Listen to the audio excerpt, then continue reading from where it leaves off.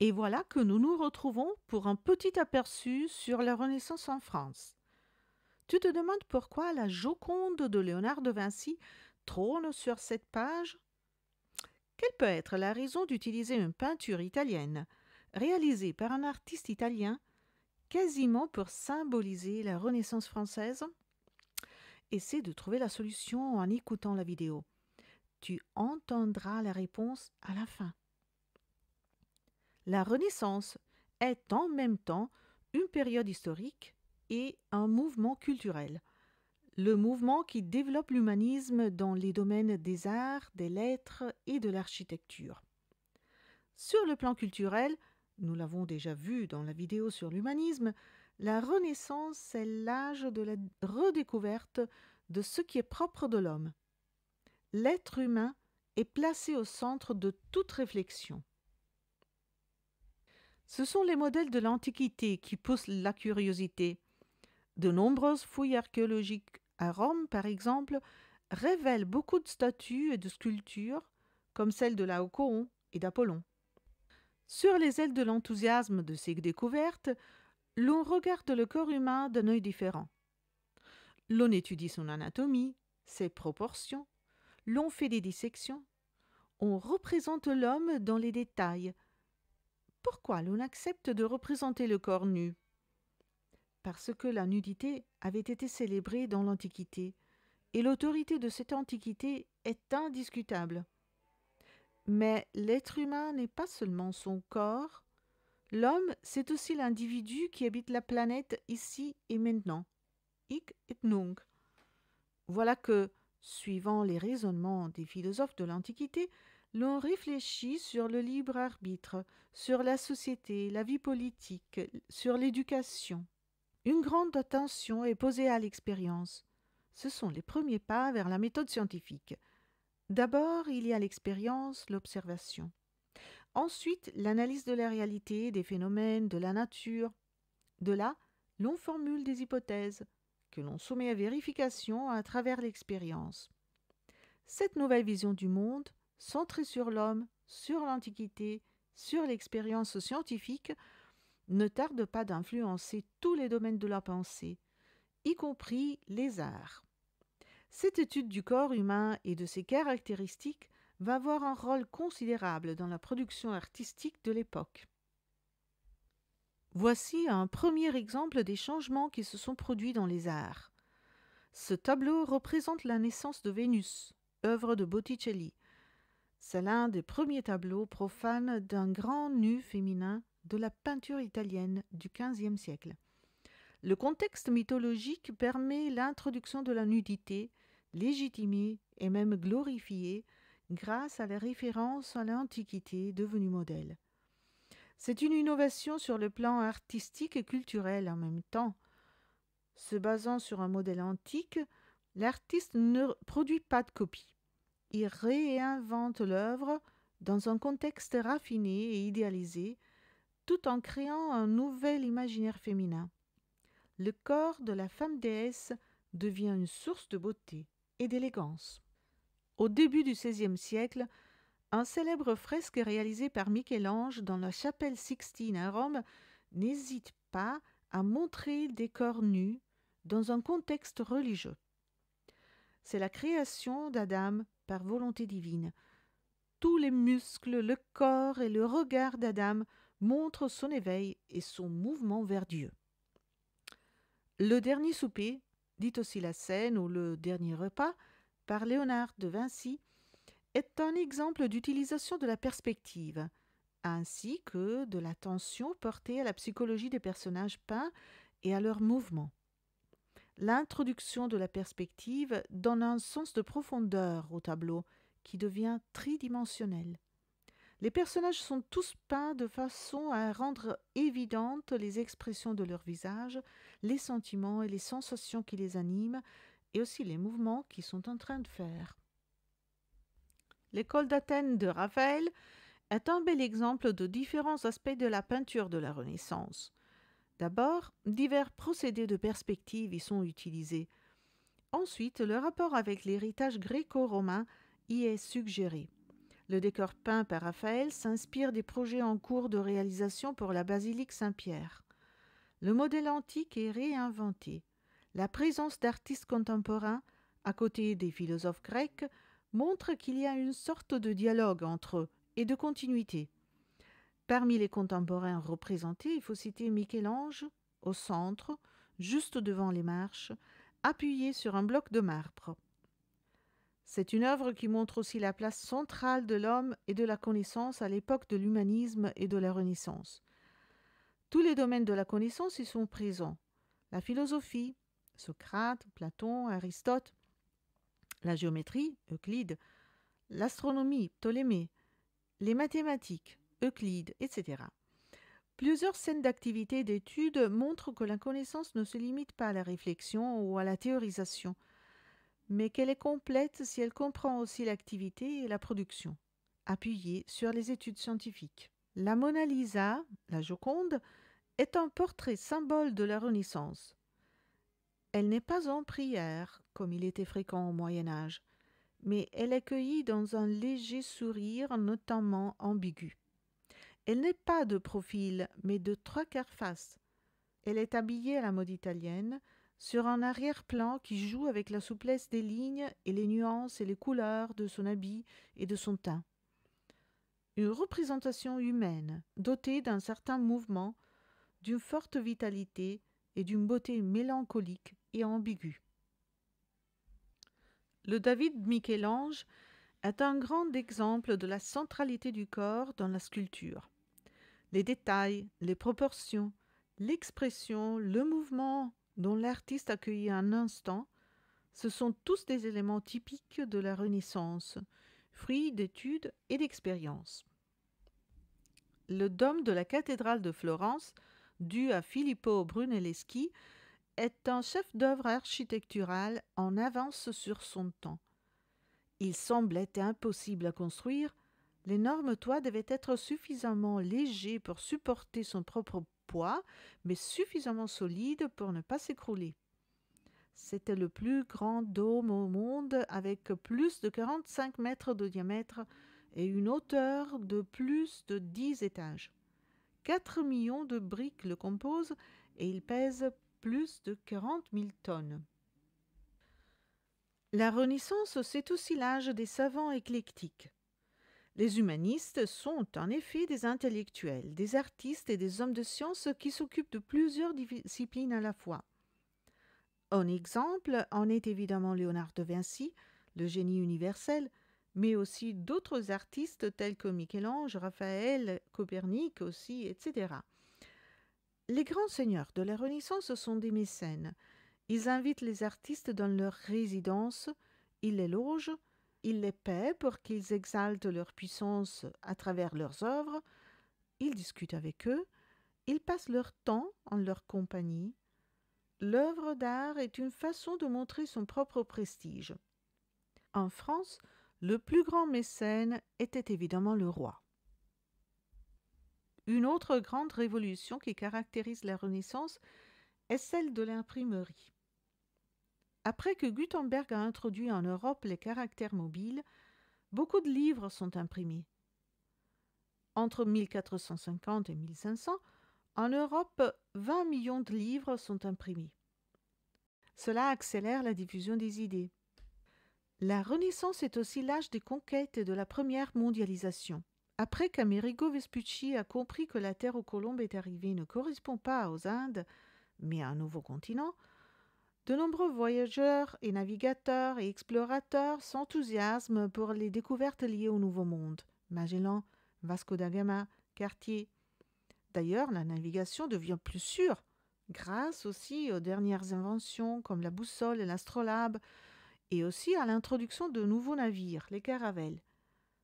Hernán Cortés est le conquistador qui commence la conquête du Mexique, grâce à la supériorité technique de ses armements. L'Espagne et le Portugal sont les deux pays les plus actifs dans la conquête et l'occupation de nouveaux territoires. Le Portugal possédait des ports sur les côtes africaines déjà avant l'aventure de Colomb.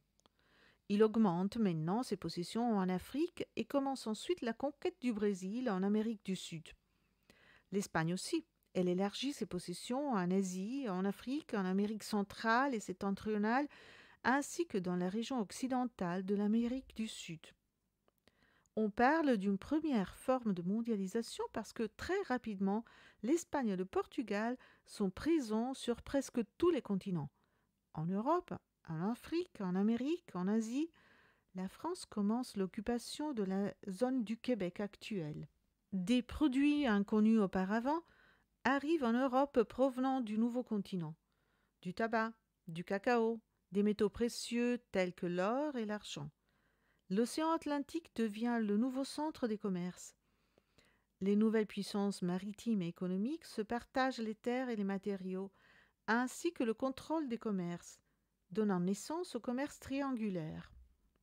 La découverte de nouveaux peuples, de nouvelles espèces, animales et végétales, pose de nombreuses questions philosophiques et théologiques pour les intellectuels de la Renaissance. La Renaissance est aussi l'âge de la réforme protestante. Depuis la publication des 95 thèses de Luther, l'unité religieuse européenne est rompue à toujours. Plusieurs formes de protestantisme se diffusent rapidement dans toute l'Europe. Le luthéranisme surtout dans le Saint-Empire germanique romain. L'anglicanisme en Angleterre, après le divorce du roi Henri VIII, le calvinisme principalement en Suisse et en France, où les calvinistes sont appelés huguenots. L'Italie et l'Espagne restent en grande partie fidèles à l'Église catholique. La réaction du clergé catholique ne se fait pas attendre. C'est la contre-réforme, avec le Concile de Trente, entre 1545 et 1563. Les protestants sont considérés dorénavant des hérétiques et ils sont très souvent persécutés. L'étude de l'univers connaît aussi une vraie révolution, grâce surtout aux observations et aux calculs de Copernic. Non seulement la Terre est ronde, mais, bien loin d'être fixe au centre de l'univers, elle tourne autour du Soleil. C'est la vision héliocentrique ou copernicienne. Sur le plan historique, la Renaissance en France correspond à presque un siècle et demi d'histoire. C'est la période qui va de la fin conventionnelle du Moyen Âge à la première décennie du XVIIe siècle. 1610, c'est l'an de la mort du roi Henri IV. À différence de l'Italie qui est fragmentée depuis toujours, la France de la Renaissance connaît l'unité politique, mais elle est encerclée par l'empire de Charles Quint. Faisons un petit jeu. Imagine d'être toi le roi de France pendant la première moitié du XVIe siècle. Tu t'appelles François Ier.